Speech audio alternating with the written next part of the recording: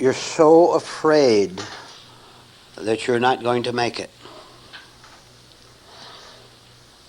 You're so fearful that with all your application of the lessons, your attendance at classes, thinking about things, trying to get your mind headed in a certain spiritual direction,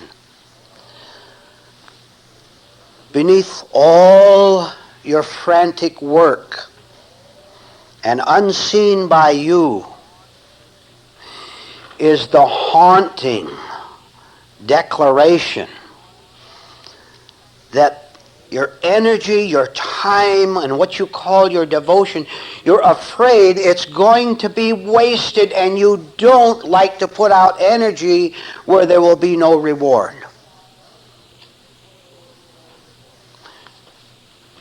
When you think, I am not going to arrive home, as is illustrated, when you think, I am not going to set myself free or let the truth set me free, I want you to understand right now that the coursing of that very worry and anxiety and frustration, the very coursing of that through you is what prevents you from making it. The self is forever anxious about itself, about its destination, about its acquisitions, about its securities. And it always appeals to its own level of thought, of emotion, of frantic, frenzied action. It always appeals to thought to rescue it. And the very appeal will be answered, which is your tragedy. If you say, if you scream out, if you shudder, if you quake and say, am I ever going to get this, or am I going to continue with this tension forevermore?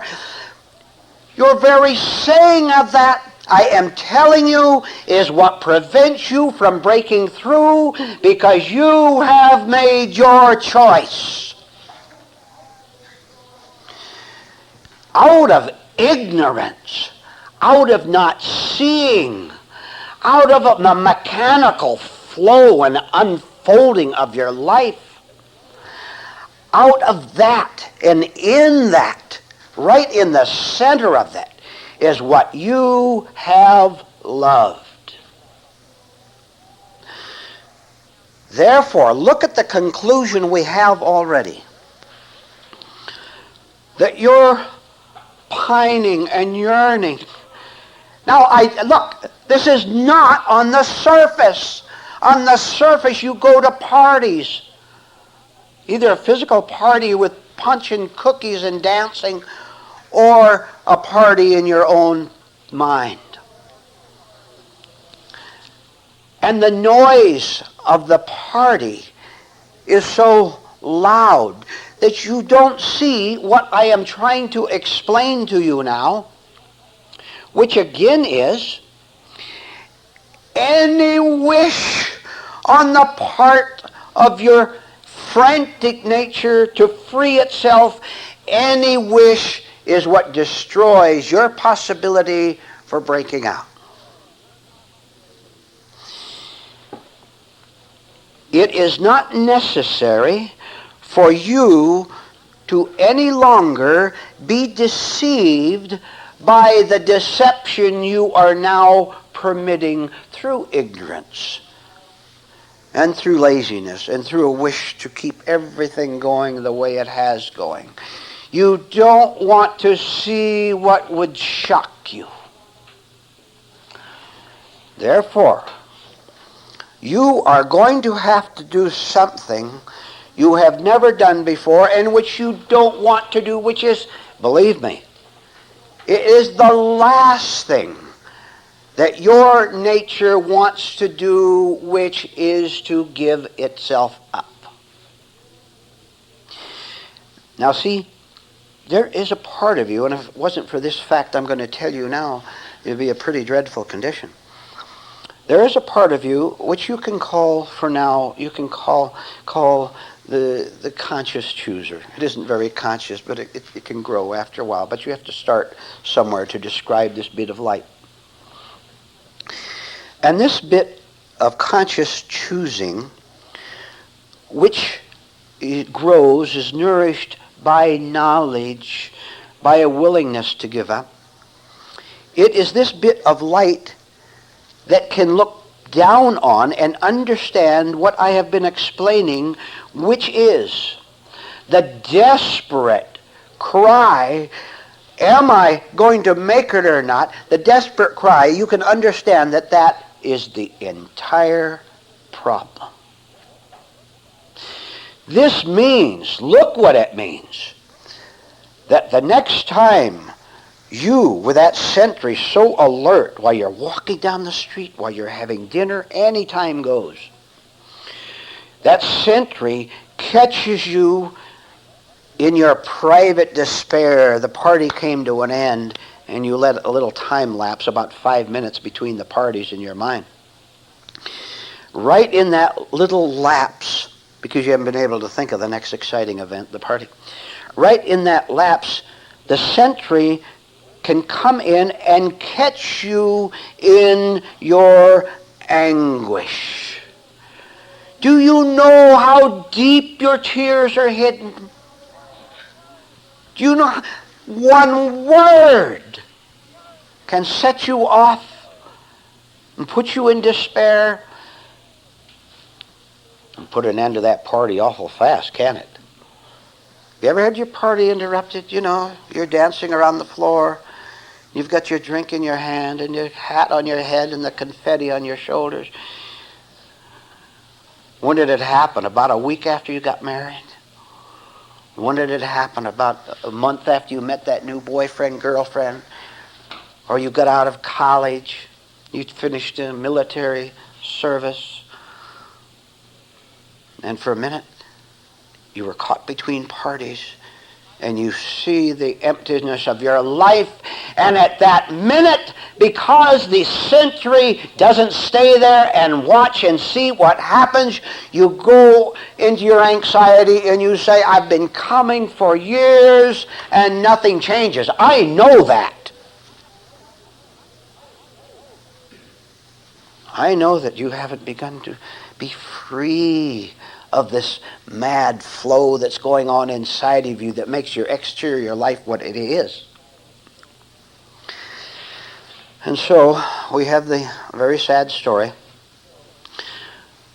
of you repeating the tragic drama. No rest for the weary actor, huh?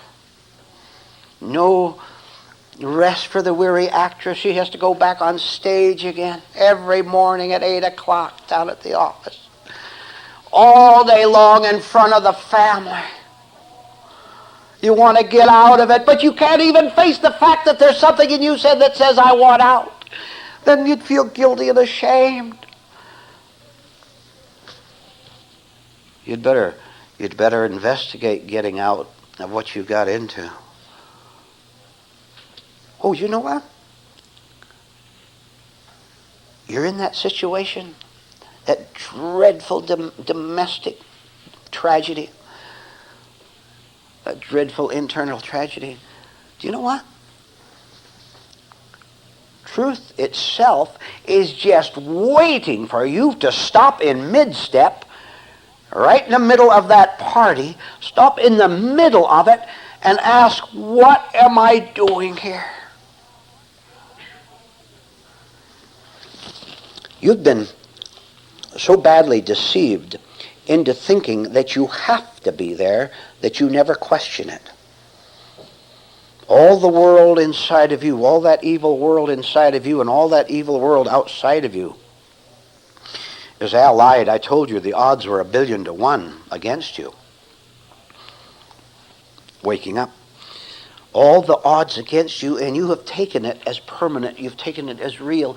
You've taken it as something you have to do.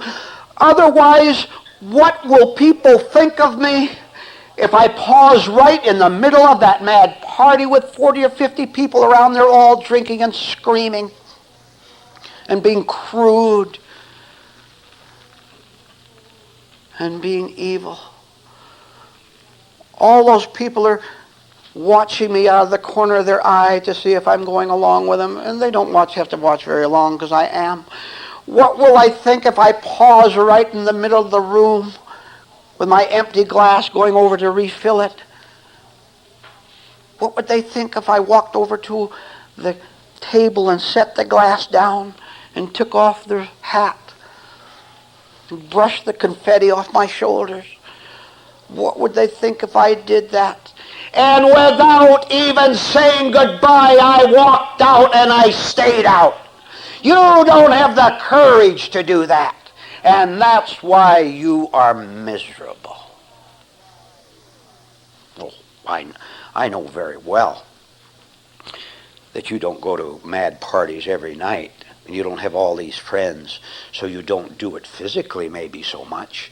But it'd be a good idea for you to find out where physically out in your environment what would be comparable to the party, and you just walk out of it and see how afraid you are. You don't even know that. You don't even know you're supposed to walk out. I am telling you that you must for your sanity's sake.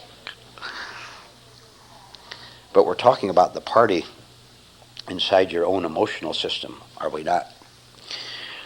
We're talking about all the scenes that you've put up in your mind, where you meet someone and already the mechanical responses begin to work, all the right things to say. You're never natural. You're never yourself. You're always someone else.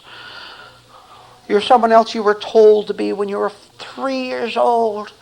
When you were 3 years old, you were told how to behave by a sick society, and you're still obeying that order, that impulse, and you don't know it. No one in reality, nothing in truth says that you have to stay on the dance floor at the party and drinking and screaming like the rest of them. No one says that you have to stay there and be unconsciously scared of life and, of course, scared of when the party is over. How about that? People are afraid the party is over when they've worked all their life at a certain thing and they retire after so many years. Have you ever seen anyone fall apart after they retire? You've seen them fall apart up here. They get so anxious they don't know what to do because they were obeying mechanical rules to go down the office for 20, 30, 40 years.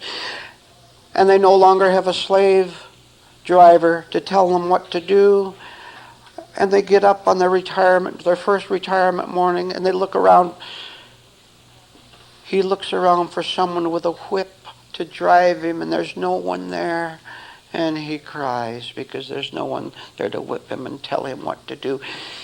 This is the tragedy of not having lived your own life, of not having walked out on so many parties that you finally understand that you're supposed to be outside of them, not in them. So you see, all of us are victims of what we have been told, and you have never questioned it. You've never challenged all those people in the past, very close to you, some people. You've never questioned the traditions of society, their rituals, religious or whatever they might be, the educational. You have never said to yourself, is it possible that there's something in me that is really right that is trying to show me what is wrong? Oh, what an explosion, a series of explosions you're going to have to go through if you're going to understand that you can indeed, right in the middle of everybody calling your precious name out on the party floor, that you can indeed can indeed know what you must do, which is to walk out and let them scream all they want. Why do you think they want you there? For their own benefit. They want to use you. Look, one liar needs another liar. And if one liar leaves the party because he doesn't want to be a liar anymore, that's one less person to support them in their life tragedy. And they're afraid that you go, and maybe someone else will go. And so, of course, what they do in order to revive their spirits and to give themselves another mad party is to get angry with you or criticize you or whatever. And remember, these criticizers are not so much out there in the world as they are inside of you. Guilt. Look at the guilt you have, which drives billions of human beings, drives them, tells them what to do. If you don't go through the ritual, the religious or the social ritual, if you don't go through that, you're not normal. You're not living the right life, the good life. And they say, can millions of human beings be wrong? Oh, you don't know how wrong they are. But you know how wrong you have felt. And you see how wrong you have felt, and you ask yourself where that came from. God has not placed you in this world to be forever at the mercy of you and of them. Here again, where that choice comes in, you can put yourself on the side of truth where it can begin to teach you, or you can say, I'm going to remain on my own side. And oh, what a repetition you will have. See, what's your life been the last year? I'll tell you exactly what's going to be the next year. You know it. I don't have to tell you that.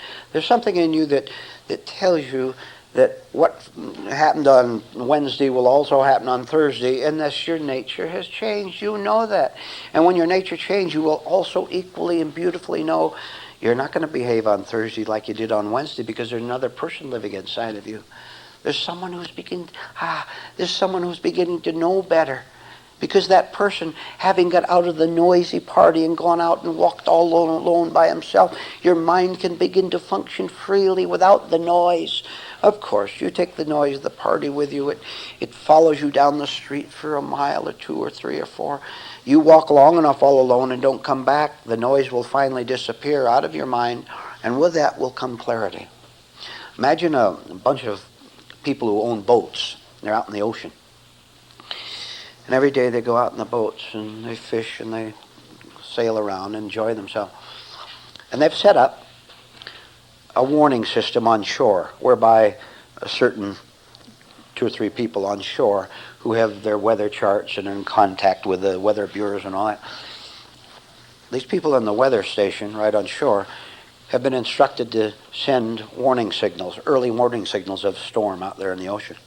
So that if it's going to be stormy in a few hours, they can head for shore immediately. So they go out there, and they have a good time. They fish and they drink out there in the boats and sail madly around. But they get caught in the storm every day, just like you. They get caught, the storm comes down and wrecks the boats, and they finally struggle to shore. And when they go to the weather station and say, what happened? You were supposed to instruct us. We didn't hear the signal. We didn't see the light. We didn't catch you, flags and all that, the way you signal. We didn't catch that. How come? You were supposed to warn us, to protect us of an approaching storm. And you know what they said? The 2 or 3 men and women operating the warning system. They said it was your fault. You weren't watching. You were having too much fun. You didn't interpret right. You misread. We sent you the warning signals and you didn't pay any attention. It was your fault. So they said, well, okay, maybe it was. Maybe there's something wrong with us. So they'd go out again. Same thing happened again. All of a sudden, caught in a storm, the boat battered, and they finally struggle in, all wet and miserable. And they go to the warning station again, and ask the same question and they get the same answer. Oh, this happens over and over and over. Now you see, I'm talking about very stupid boaters, sailors. People who don't have any intelligence at all. People who indeed go out there and think only of one thing, of the fun they're going to have, and they never notice the signals. However, after a while, they began to notice something. And what they noticed was that every time they went into the warning station, weather warning station, that the people in there always said, "It is your fault." Never was it their fault that they were lax or sent wrong signals. Never under any condition it was their fault. It was always the fault of the boaters. And they could understand how they were careless, how they were having too much fun to notice. But they also noticed that it was never the fault of the people at the weather station. And they said, even on the law of mathematics, of chance, it couldn't be 100% our fault, could it be? They are always right, and we are always wrong. There's something wrong. So what they did, as all tragic sailors should do, was to investigate the people at the warning station. They checked their background. They checked why they had set up the warning system in the first place and hired themselves out to the boaters. They looked very carefully into the personality, into the character. And why have you failed to do this? But on with the story. And what they found out was that these people were doing the exact opposite of what they said they were going to do. In other words, the boaters were paying the people in the warning station, they were paying them for betraying them. And you are paying people who betray you and you don't see it. But again, back to the illustration. They found out that in one way or another, all the people running the station were their enemies. They just set it up for various tricks to get boat repair bills, make money on boat repairs. They were enemies for some imagined or real insult of years ago. All the people who are supposed to, I know this is familiar to you, but you better make it personally familiar. All these people who were supposed to warn them and save them and keep them from being battered, the very people who were supposed to save them were the people who were doing them the most damage. You had better check in and see who you're trusting. You had better see where you're afraid to look at people and see how vicious they really are and what they are doing against you. You don't see it because you are part of it. Oh, I forgot to tell you. So I will correct that oversight. You are also in the warning station. You are one of the people there as well as the people out on the boats. Look what that is called. It is called unseen self-betrayal. If it happens to you, it happens because of you. If it happens to you, it happens because of you. Anyway, the boaters, once they understood, they had no problems anymore, right? They cleaned out the warning system and put right people in there, true people, because they could now know what a true person was because they're becoming true themselves. Now listen to what you're going to have to do. Let's see if you want to do it and see if you understand it. If you don't want to be battered out there anymore with all these tragedies, you're going to have to prove that your present perceptions are all wrong. You yourself, of yourself, your own effort, your own willingness, your own hard action, you are going to have to prove that your present perceptions are wrong. Well, don't you get battered? Don't you indeed get the wrong signals from the shore? Don't you indeed find yourself out there wondering what it's all about? See, the perception is that someone is taking care of you. Someone outside of you is concerned for your welfare. I want you to know, of the 4 billion human beings on earth, there is not a single human nature that cares for you. As a matter of fact, they are doing the exact opposite of what they say. This includes everyone. In government, in religion, in education, in homes, go on down the list. And everyone that you think you can trust, you can't trust. You know, would you agree that human beings are pretty stupid? That they learn slow? Wouldn't you think that after being battered, the boat's half wrecked, 30, 40 years, wouldn't you think that someone on that boat would have the intelligence to investigate what's going on on shore there in the warning station? Which is you, by the way. Wouldn't you think someone would say, I better check my perceptions. I have perceived in my own delusion that they are going to warn me, and they haven't done so. Isn't it about time then that you take your mind off of the party, and the party's on the boat too, isn't it? You take your mind off the party on the boat and look until you can understand that you have been sent wrong signals from yourself for all this time. You see, this is very practical. If you do that, if you see that the thoughts you're obeying and the words you are saying dictated by a wrong mind, if you see that you have a wrong perception of them, that is, you think that they're trustworthy, and you find out they can't be trustworthy because they get you into trouble all the time, wouldn't you say, I'd better dig in and better find another source of guidance, of inspiration? The word perception is very important to understand, and we'll look into it just a little bit. True perception is seeing without the self. True perception is seeing without the self. This means that when you see life in general, when you see yourself, when you see actions, when you see anything with perfect clarity, that there is no seer at all.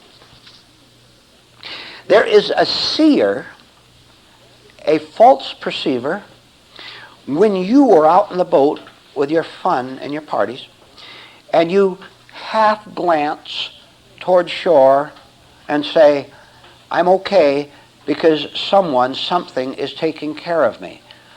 And in the world that translates as a man or a woman saying, I'm okay because my financial security, I got a lot of money, my friends, I'm still young, all the things that make up yourself, you say they are taking care of me.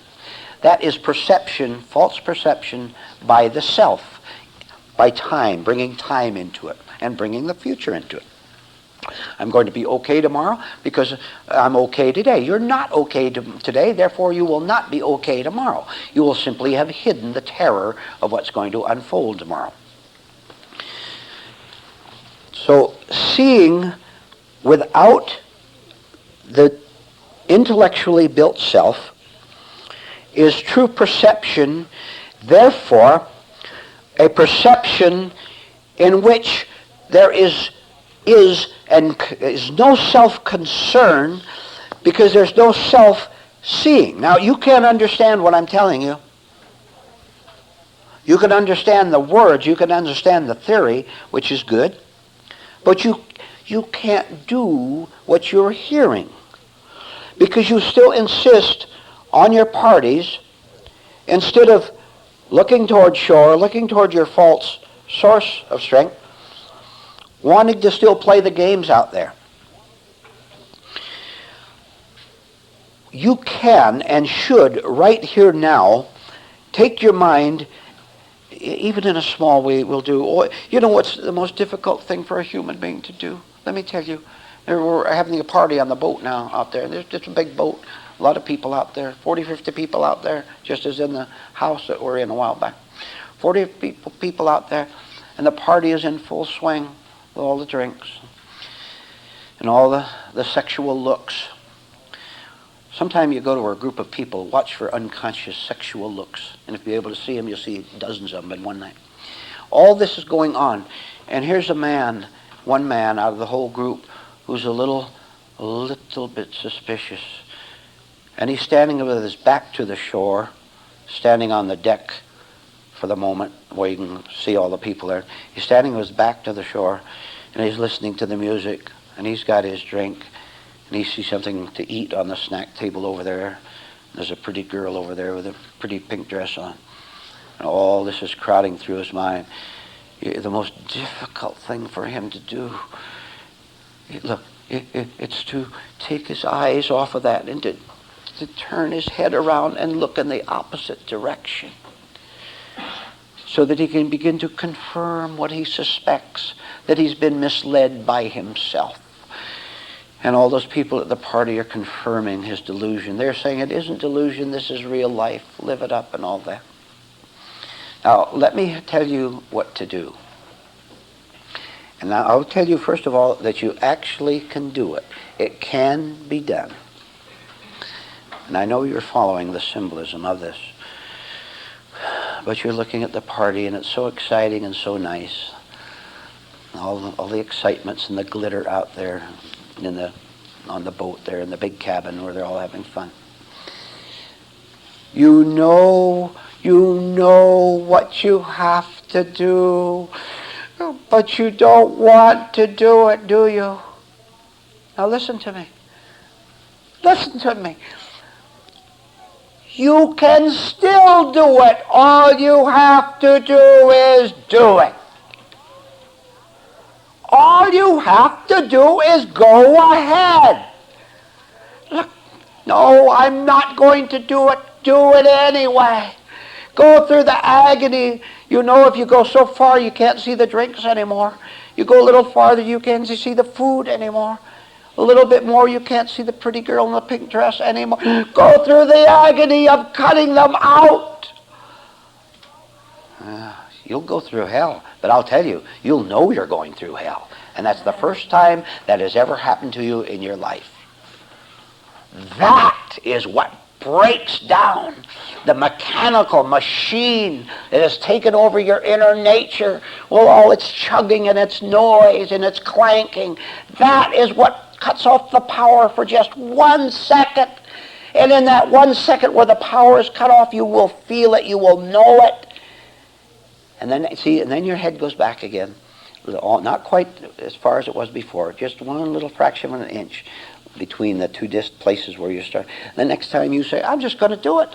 I don't care what I have to go through. I don't care if I lose that girl, if I lose that drink, if I lose the promises of all the things that I'm going to have tomorrow at the party. I don't care about that. I'm going to do it anyway. And you do it anyway. And you go again, and it goes out of sight again, and you go through hell again. Do it again the next day, do it again the next day, do it again the next day. Pretty soon, eternity, you'll see the false signals. You know what you'll do? Clothes and all. You'll go over to the edge of the boat and jump off and swim to shore. Oh, let's start swimming now.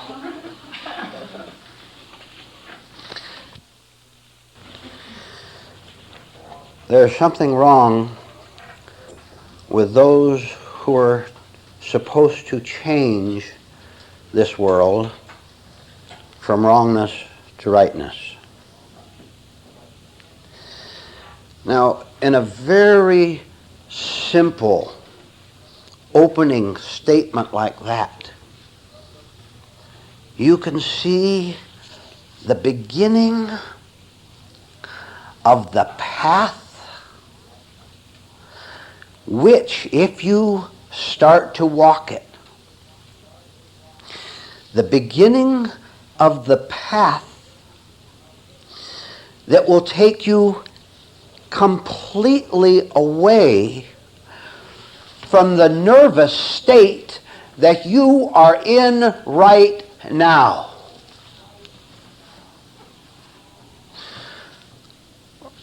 From the weakness that you have right now,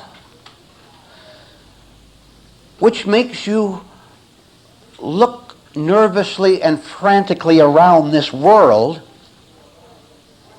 and wonder where you're going to find a champion.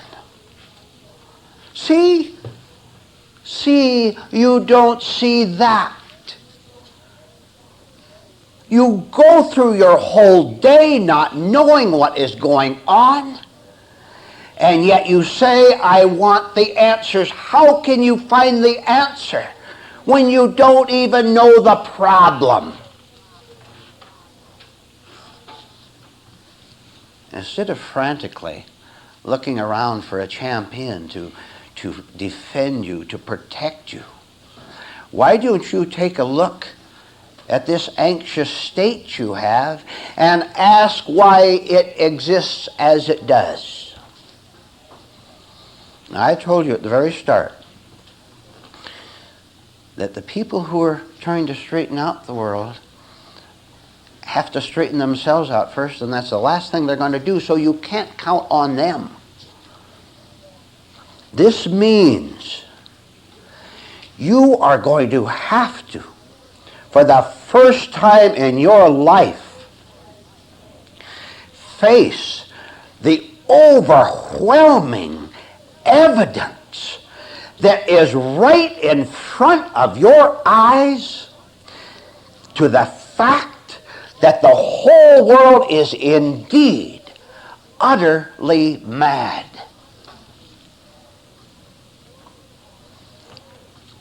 That world out there is guilty of being wrong.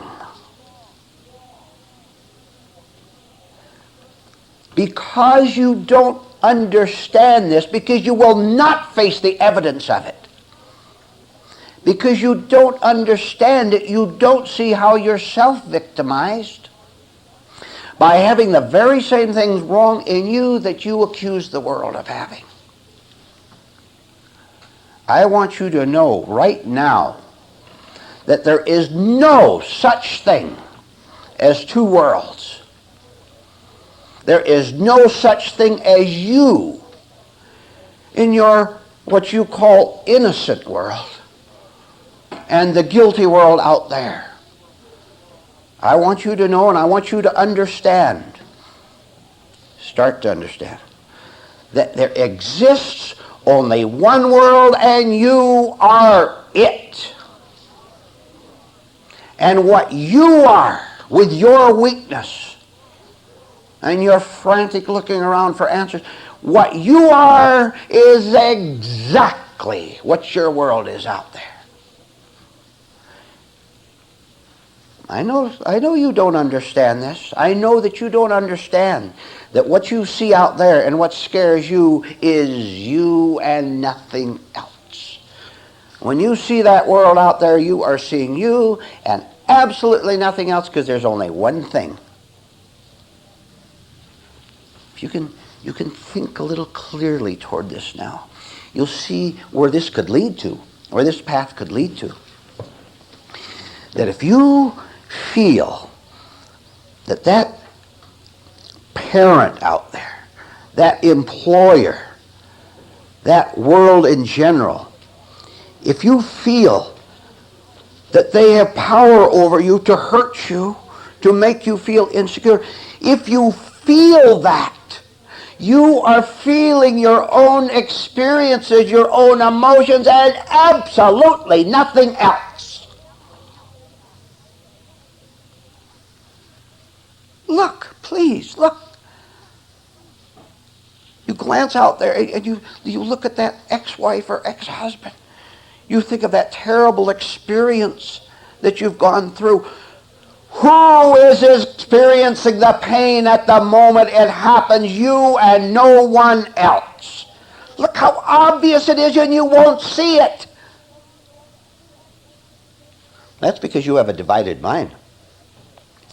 That's because you say, I am here and they are there, and they cause that to happen. As if they can cause anything to happen. You want it to happen or you wouldn't have it. If you suffered today, you deliberately invited it into your life. You wanted to feel something, didn't you? You don't have the courage. You don't have the adventurous spirit that says, I am no longer going to feel, experience, suffer what I've always suffered for the sake of having a repetitious experience because it's a familiar thing and the only thing I know. I am no longer going to demand a repetition of me just to see what happens. I'm going to give it up. I told you, and this is the third time I'm telling you,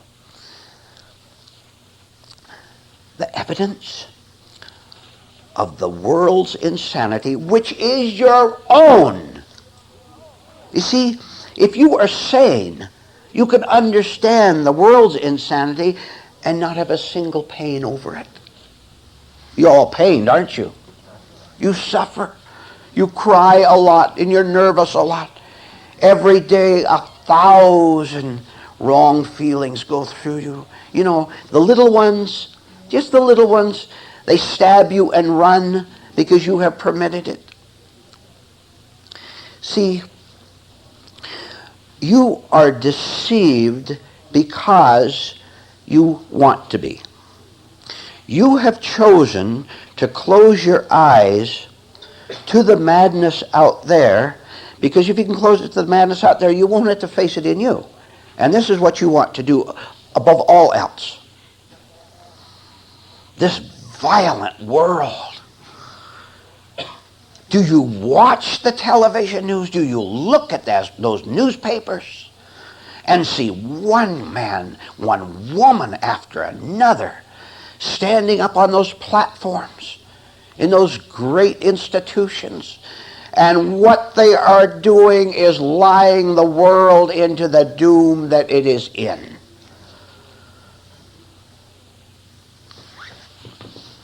Well, does that fact in itself scare you?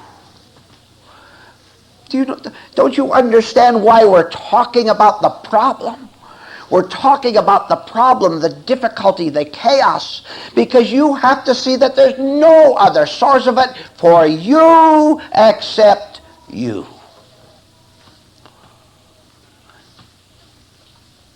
If you dissolve the self that is the difficulty itself, where is the difficulty? Oh, what a hardened human habit to look out there and react with trembling, with attributing power, with attributing authority to the world, and giving it the opportunity to hurt you as you have been used to being hurt, so that you'll have a familiar experience.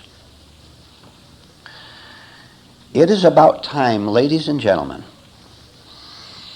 that you understand that you have been kidded so often and so long that you have said, as long as I don't understand something, I might as well stay just where I am, lest things get worse. I'm here to tell you, listening to me, right here physically tonight and on this tape, I want you to know that things couldn't be much worse than they are right now with you. And I'll tell you why. Because you're all lost, every single one of you. You don't know what you're doing. You don't know what life is all about. Anyone can do anything to you, and you meekly submit.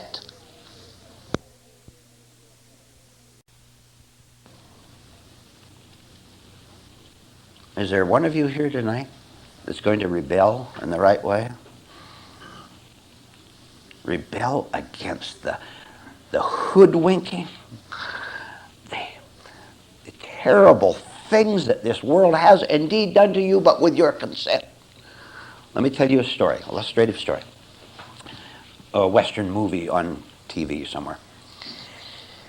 Here's a outlaw robbed a stagecoach and assaulted the passengers.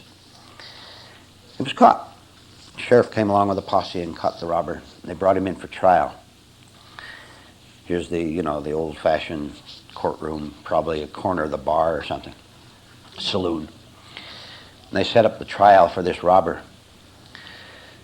And the evidence against him was overwhelming. All kind of witnesses caught him with the loot, on and on. Absolutely, there was the spectators out there in the audience looking at it, and they said, of course, the man's guilty. What else? Look at all the things they caught him with. The jury found him innocent. Why would a jury find a guilty man innocent? Because they were corrupt, because they'd been bribed, they'd been bought. And for their own personal selfish interest, they found the man who was guilty, actually guilty, they found him innocent. Now put yourself in the place of the audience. Put yourself in the place of yourself. Here's all the spectators out in the chairs and back watching the trial. And they say, surely this man must be guilty. Look at all the things they got on him. There it is, right in front of us. He's guilty. But the corrupt jury found him innocent. Look at those poor, pathetic human beings, including you, who, because corruption says the man was innocent when he's really guilty, it puts them in doubt, and they accept that doubt instead of their own God-given intelligence to think clearly and to see clearly for themselves what was the fact of the matter. This corrupt world is voting the world innocent. Well, we've got the peace organizations. We're going to straighten these international problems out. And we've got prayer groups around the world, and we've got goodwill.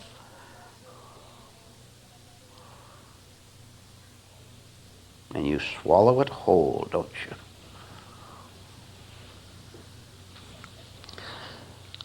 Don't you know, let's go a little bit in history a little bit, since we're back in that way a little bit. Do you understand, really understand there's no such thing as heroes? Do you understand that? The man who led the biggest army, he's a hero. And he's built up in history. And all the children see the statues to him. Or famous philanthropists, social leaders who are supposed to have done so much for other people, they didn't do a thing but contribute to the wreckage. You still have idols, you still have heroes. That is because you have no life of your own. That is because you're always looking outside of yourself. And instead of seeing the evidence of the guilt as that robber was, seeing the evidence of guilt, you see something that you want to cling to. See, listen, let's see if you can understand this. Truth, reality, God, which exists, which is a reality, will take your life and take your thinking and take your actions and reverse them 100%. Truth will do that for you, providing you no longer lift one finger to do anything for yourself. Providing you no longer want any kind of heroes, providing you're no longer going to look to any other human being for strength or guidance, and providing that you no longer unconsciously worship yourself. And there is where the collision comes in.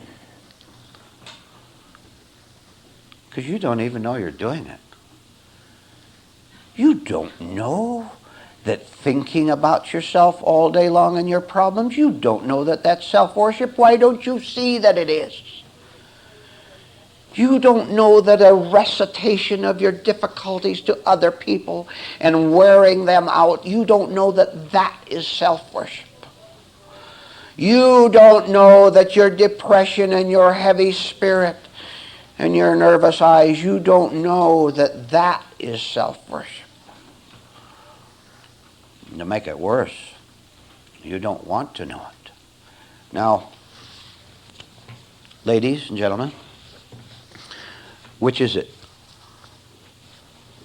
You or something else?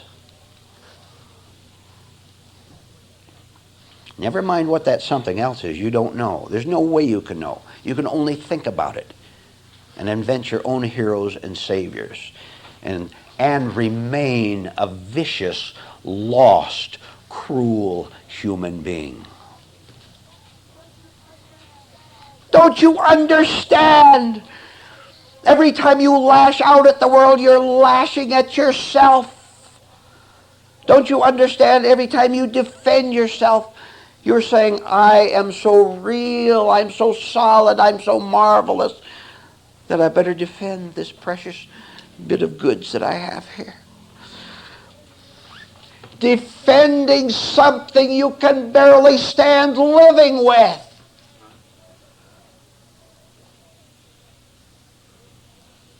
Don't you intensely dislike going around with your own company? Of course you do. How's that for a contradiction? See, you don't love yourself. Not really. You don't know what love is. What you do is like the thrill of whatever happens to you, whether it's a so-called negative thing or a so-called positive thing. That being yourself, that is what you treasure. That is what you want. And I think I'd better get a little stronger with you, because I can sense some of you here. Please, there is something better than you enjoying the pain of being the wrong, vicious, corrupt person that you are. There is something better. There is something superior. There is something different. You don't have to be afraid of letting go of what you think you are. I know you. I know exactly why you cling to your old ways. I know that you're terrified of letting go. You're so terrified and so stupid that you will fight God himself and not even knowing what you are doing. Don't you dare sit there and insist one more second longer. Don't you dare again insist that your pain is right. You're in for a long, long time of horrible self-convincing that will never, never work. Don't you dare listen to this talk with one part of you, an unconscious part of you, demanding that your present state be the right state. Don't you dare look at that fear that you have of these words, which you do because they are truthful words. Don't you dare any longer sit there and think that it's necessary for you to cling to your resistance. I'll make it stronger. Why are all of you who's listening to me right now clinging and clutching to yourself as if it's the only thing there is? That is a monstrous lie which you have believed long enough. Please have an ounce of intelligence to let it go. How can you sit there and think unconsciously? How can you sit there and say that misery is happiness?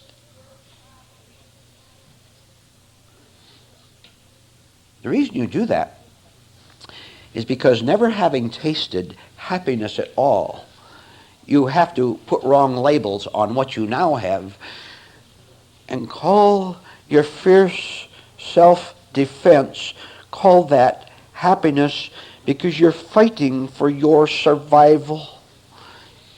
Would you like to know what you're really fighting for? You know it. Some of you sense it, don't you? Look, nothing changes in your day, does it? It's the same day. Few changes in exterior experiences, but the same old reactions to them. So nothing changes in you. Now, if nothing changes, if you're not free of yourself and don't know what real happiness is, then obviously you must be doing something wrong with yourself regarding your presently painful condition. Right? Look, now what could be more logical than that? If you don't get rid of your hatred, which you're loaded with, and suppressed like everything else is, you're left out, and all that nonsense. If you still have suppressed hatred, and sometimes it boils over, doesn't it? When you're all alone, you get mad all alone, don't you? You throw things across the room. You say bad words. Yeah, don't kid me. I know you. Oh, I know you. Now, if nothing changes, then could you have the intelligence to say, I have been working in the wrong way trying to make myself feel right. Going on for a long time now, isn't it? Now, we're going to expose the devil right now. Who has you in his power? Don't kid me about that either, I know you. If you go out of here and never come back, he's got you forever. If you don't come back to truth, that is.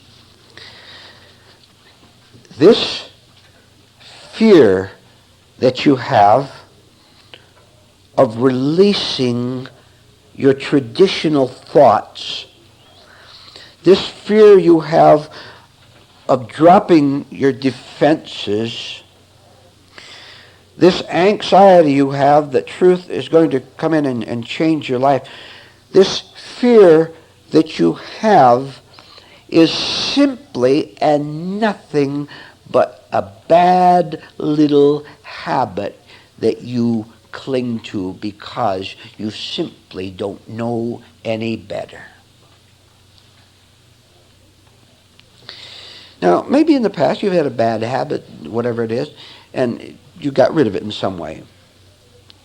And you can do the same thing with the habit of continuing to be the only enemy you have ever had in this life.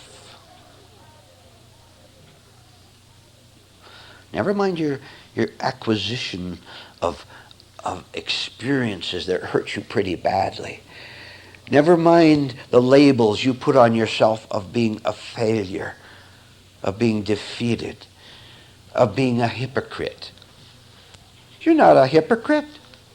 In reality, you're not a hypocrite. In reality, you're nothing at all.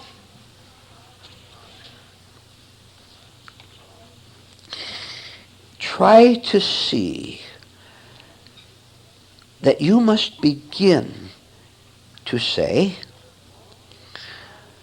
as long as I am my own rescuer, heaven help me, tomorrow and tomorrow and tomorrow will be like yesterday and yesterday and yesterday.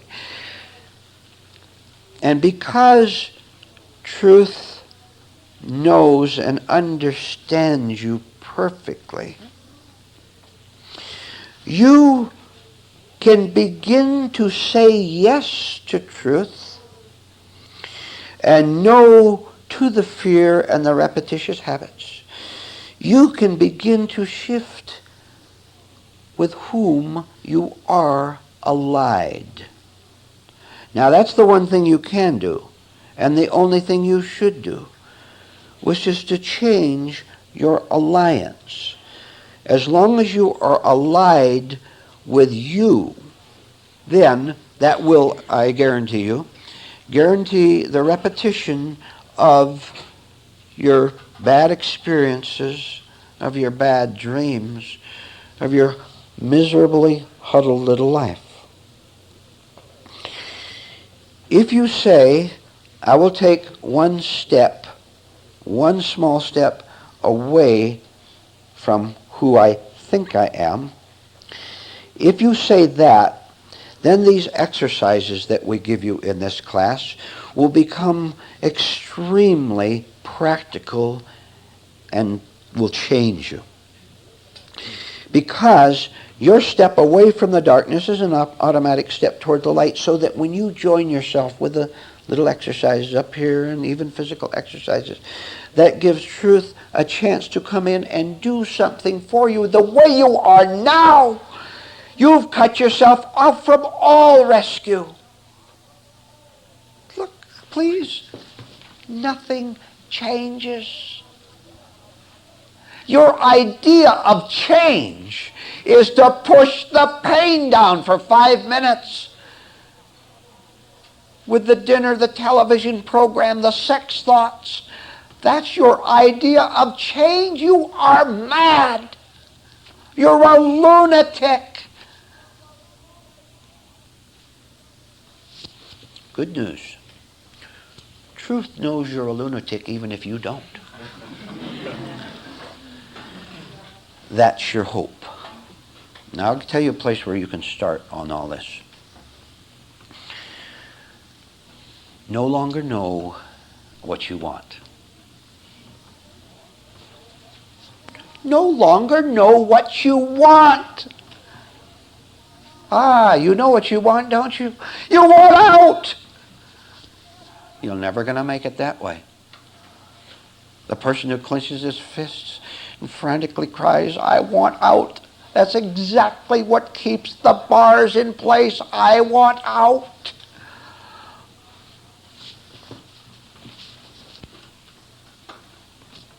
Understand? There's no one to get out. No longer know what you want. How many of you are willing to go through a great turmoil inwardly if necessary? Go through the storm completely. I tell you, if you pass through the storm, you'll be on the other side of the storm. Now, what is more logical than that? You won't enter the storm, so you never get out of it. You have to pass through it. You fear that if you give up what you usually want, which is to be your own savior, for example, you fear that if you give that up, that you'll be lost. Now, what is more idiotic than that? Than a lost person say, if I do this, I'll be lost. You're already lost.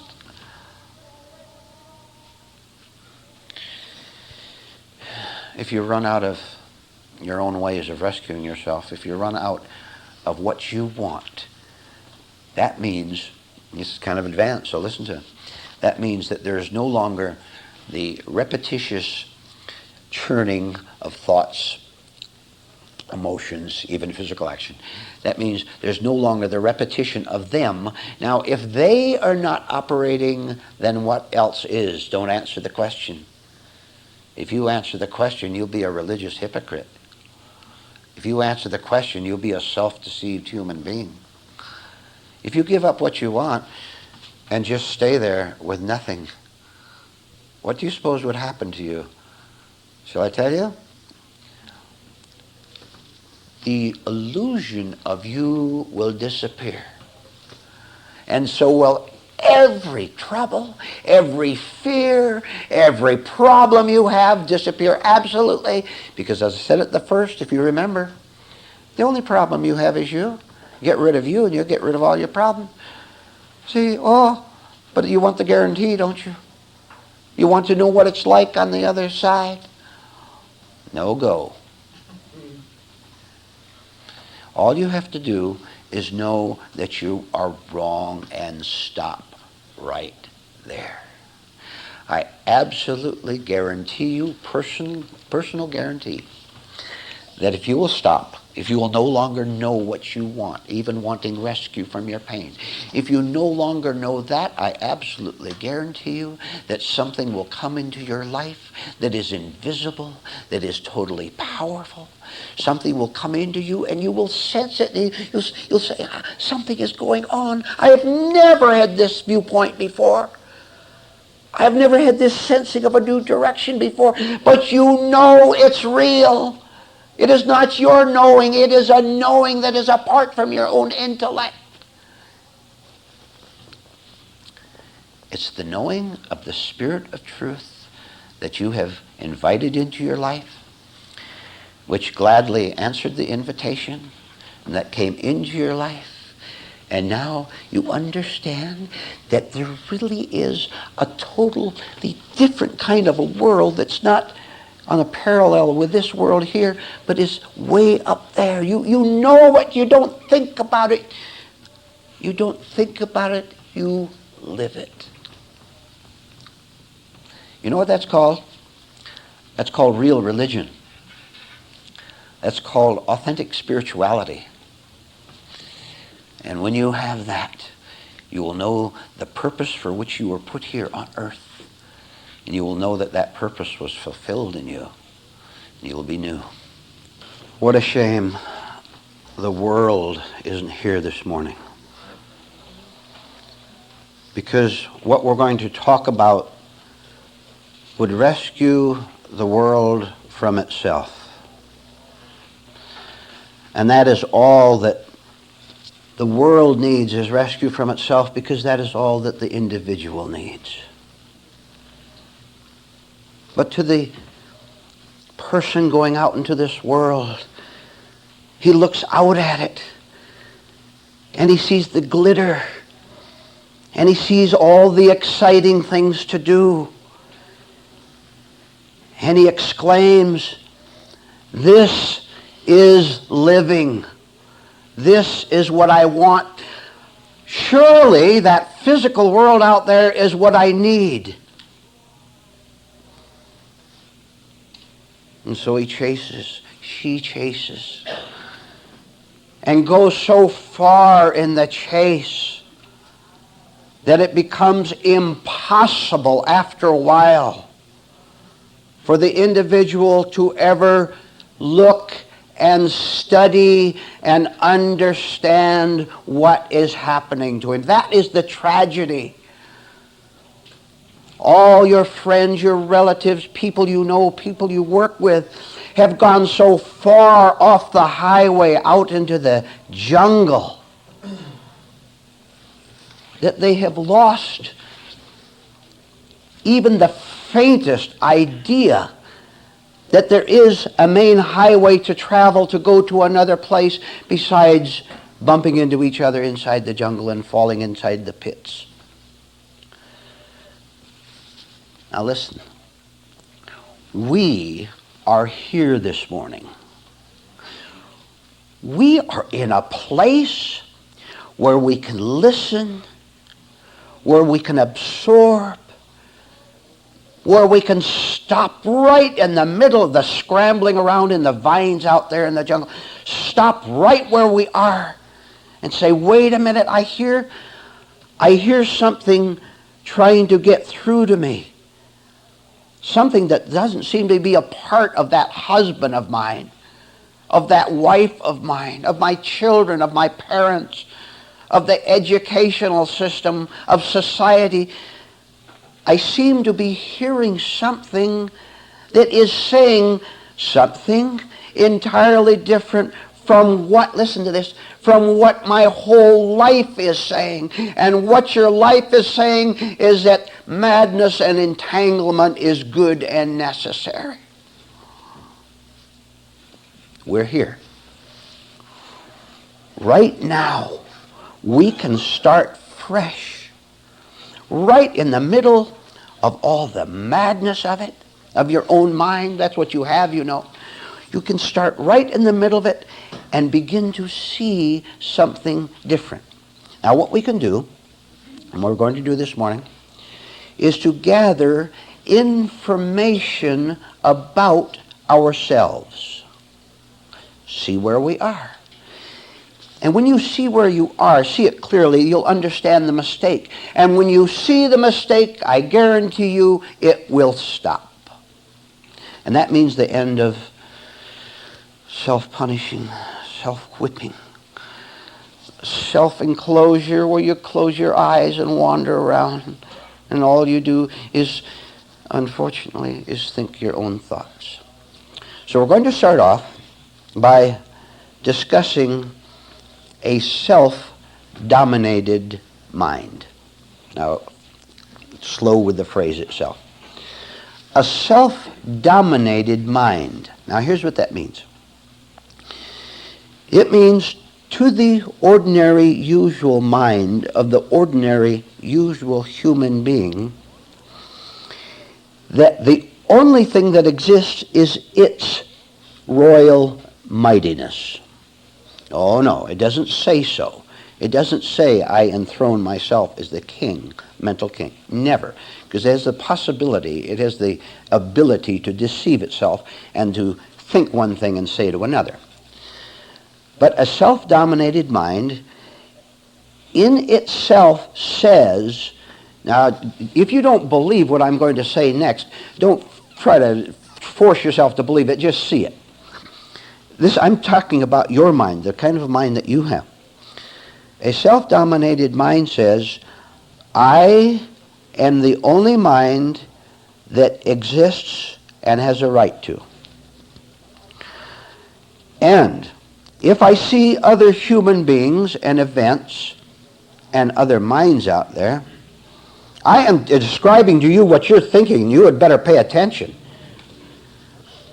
And if it sees other people out there, it, in its isolation and desperation, says, you must serve me. Well, look, if I am the monarch, then everything else is my subjects. Everyone else. Wife, you had better give me sex when I want it. Husband, you had better give me more money than you give me out of your paycheck. On down the line, every self-idolizing mind looking out and in its own delusion, thinking that its royal majesty depends upon other people serving it as it demands. Well, what do you think frustrates you? What do you think makes you irritable a dozen times a day? What do you think creates sarcastic comments in your mind and in your feelings and in your exterior behavior? Shall I tell you? The thwarting of your royal majesty.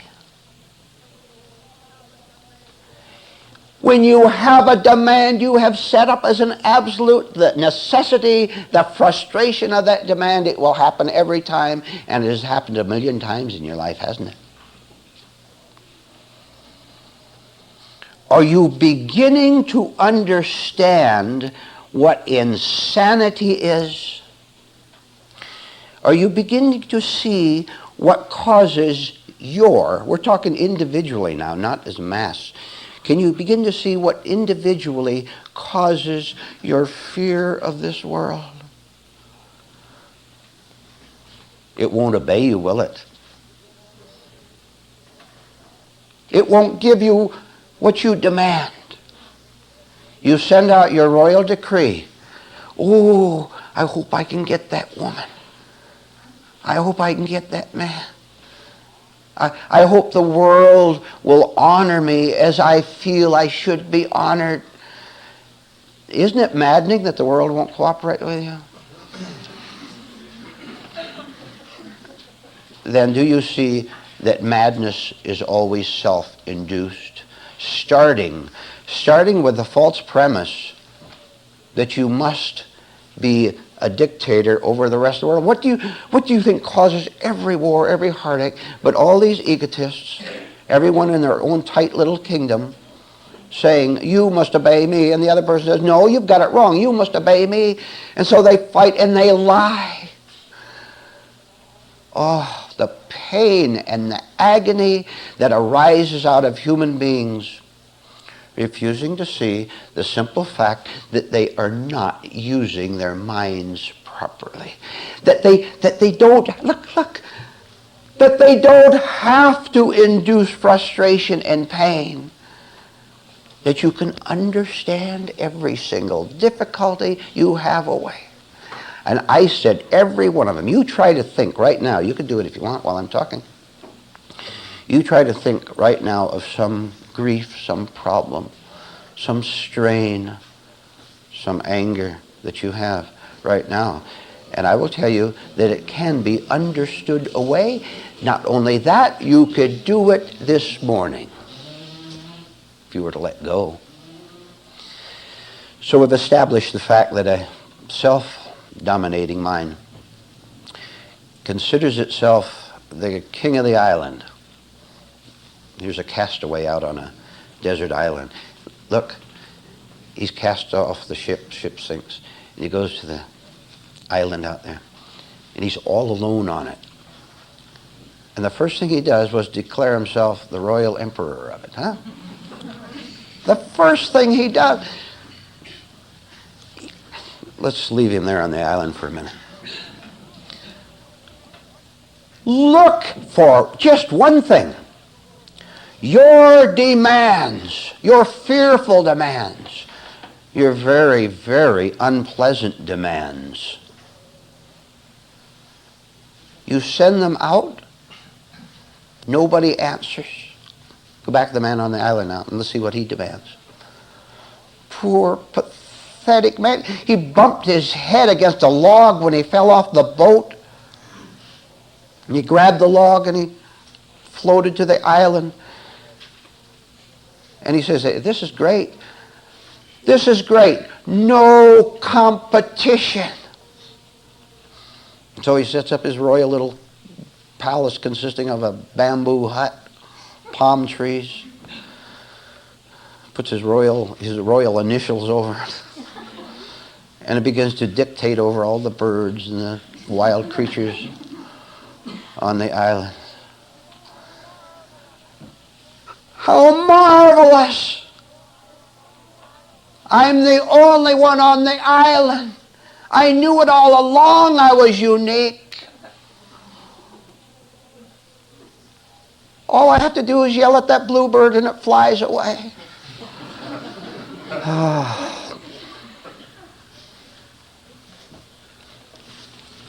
Now let's follow him. Demanding dominion over his own delusion-created world, demanding dominion over it, exhilarated over his power. And may I interrupt myself? Exhilarated over his power to be vicious. When you go out of here and go home for an hour or two before we go on with the other activities, while driving your car very carefully, I want you to glance at the people you see on the street and the people in the other cars. Or if you go to a grocery store, I want you to look at those people in the grocery store. And I want you to see them in a different way than you've ever saw them before. I want you to see them as lonely, lost, arrogant castaways who would never risk losing their dictatorial powers by coming to a meeting like this.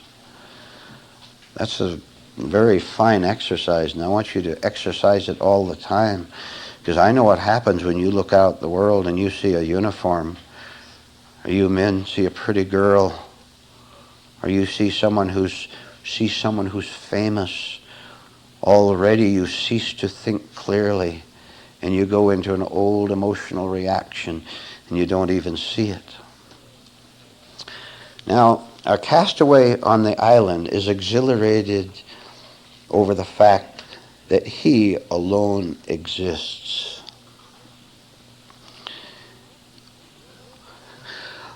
Look at the loneliness, the isolation.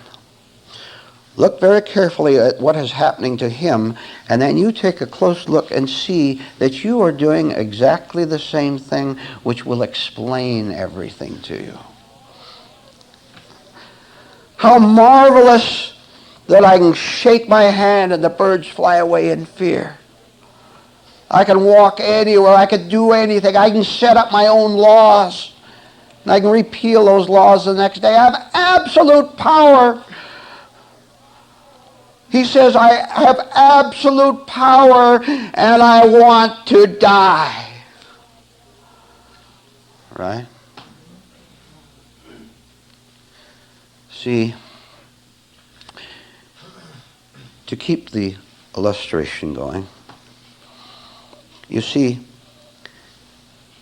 in his sickness, he wants his solitary power, and yet he wants the companionship and the interchange of human contact.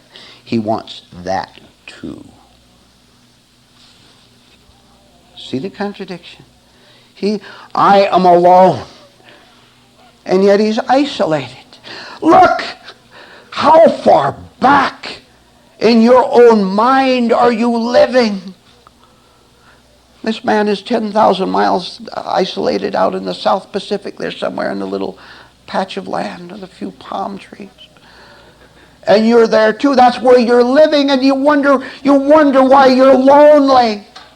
All dictators are lonely. They say, I am here, how marvelous. The next second they say, I am here, how hellish.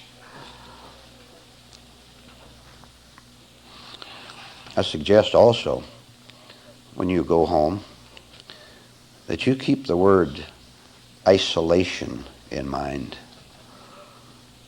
Isolation having and must have all these horrible characteristics that we've covered so far.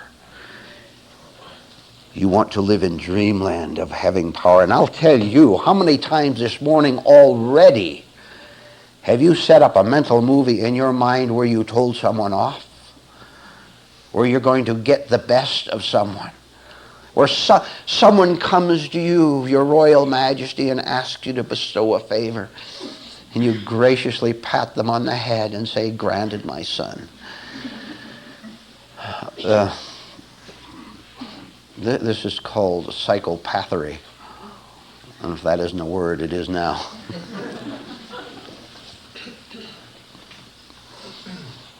So this isolation must always carry fear.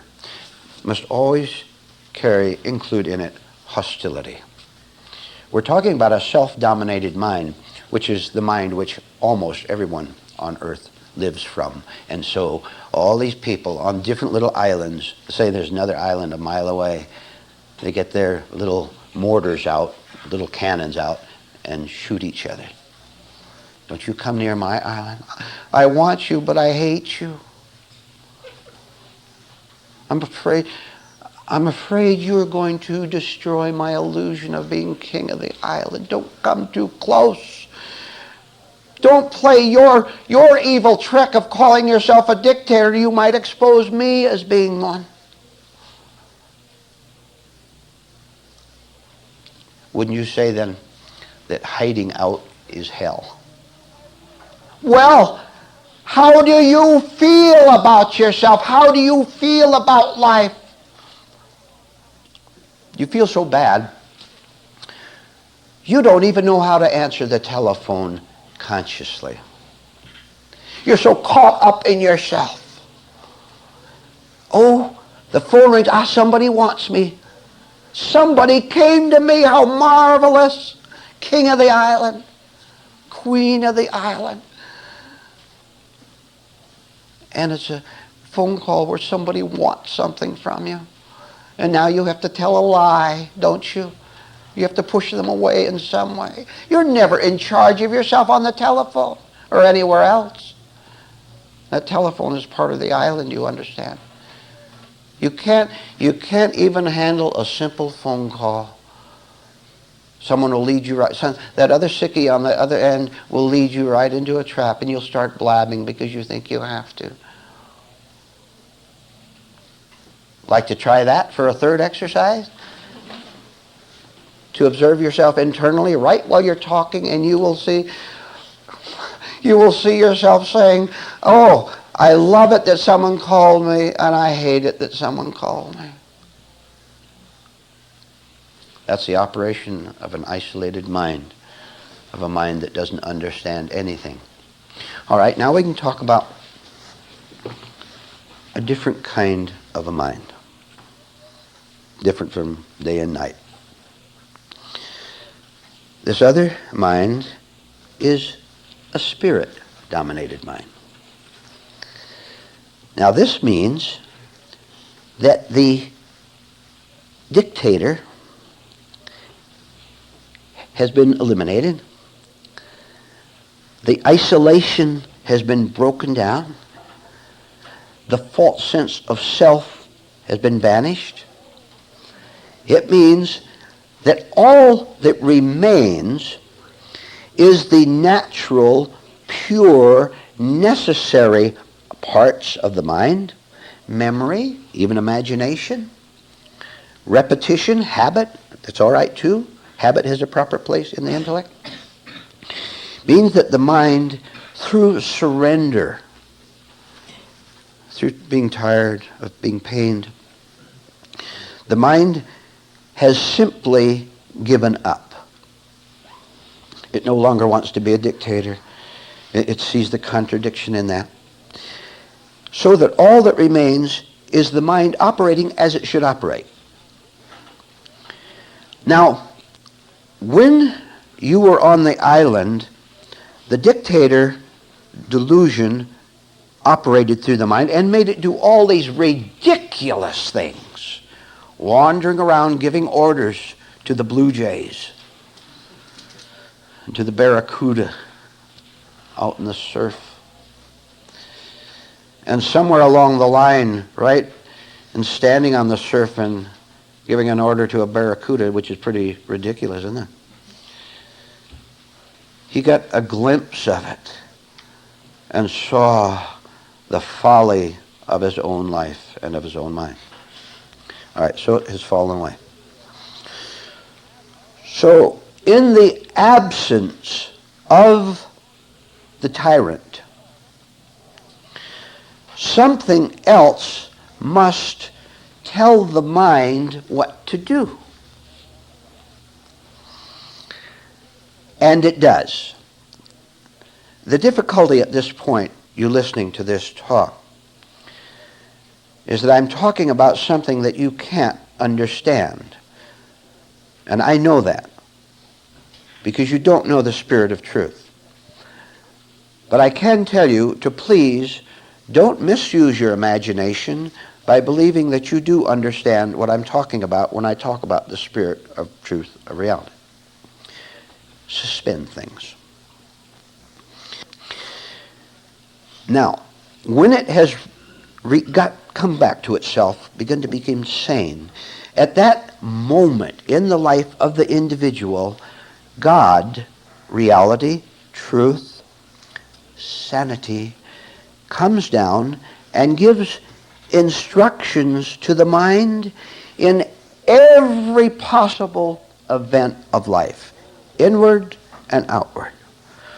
Oh, how astonished and delighted you are going to be when you go this far and the spirit of truth is talking to your intellect and telling it how to behave in this world. There's just a state of understanding with a capital U. Want to understand all this? apply what you've heard.